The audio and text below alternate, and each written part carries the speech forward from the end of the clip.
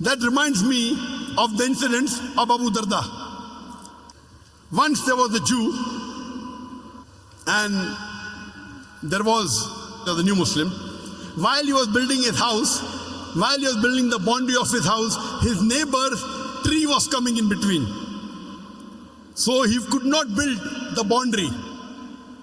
So the Prophet told the neighbor that, give this tree to him, I will give you a tree in Jannah. He said no. He refused. So Abu Darda heard of this. And Abu Darda had the biggest garden of dates in Medina. The biggest and the best garden of dates in Medina.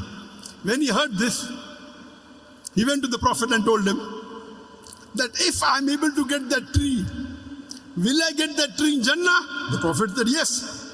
Getting a tree in Jannah means Abu Darda will also go to Jannah. So Abu Darda goes to that man. He said, do you know who I am? He said, no.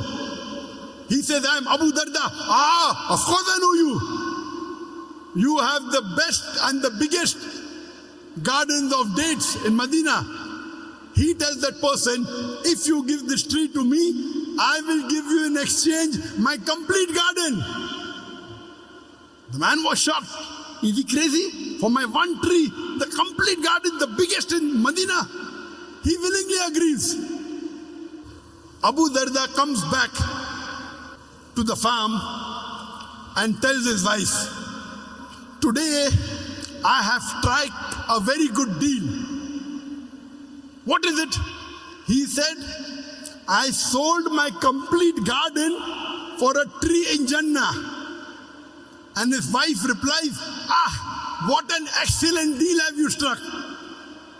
Today a wife will say, you're a fool. You should have given 10% of the garden. Why did you give full? Someone will say, you're a fool. Why did you give a full garden? You should have given half. But Abu Darda's wife says, what a good deal you have done. You have sold the full garden for a tree in Jannah. And after that, Abu Darda and his wife lived in poverty till they died. But they were promised paradise. These are the examples of the Sahabas. When we look at them, we are nothing. We feel ashamed.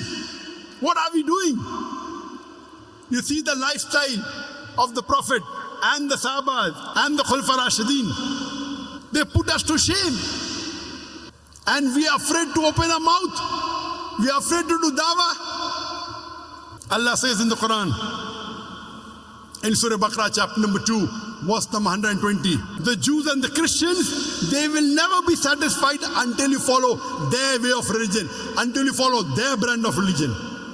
Allah is saying in Surah Baqarah chapter 2, verse number 120, you know, we try and impress the Westerners, our non-Muslims. Okay, fine, try to make them happy.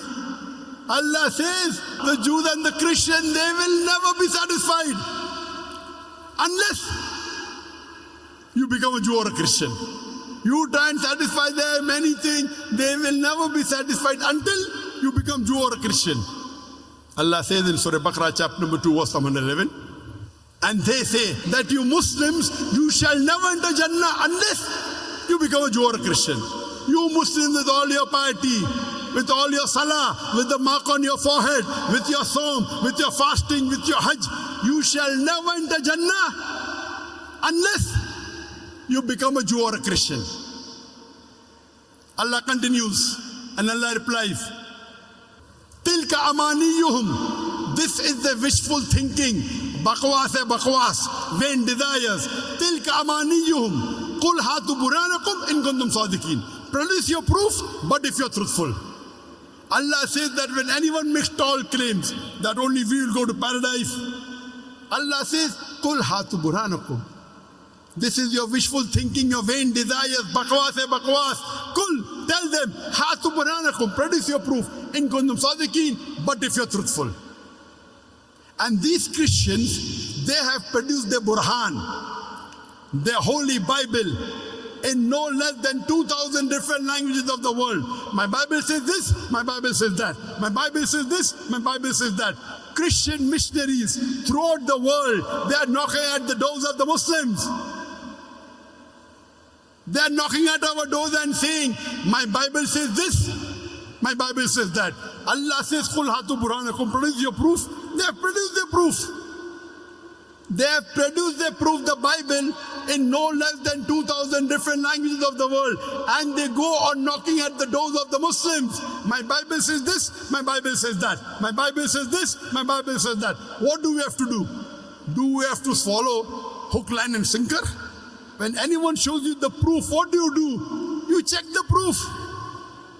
When someone shows you the identity card, you check whether it is correct or not.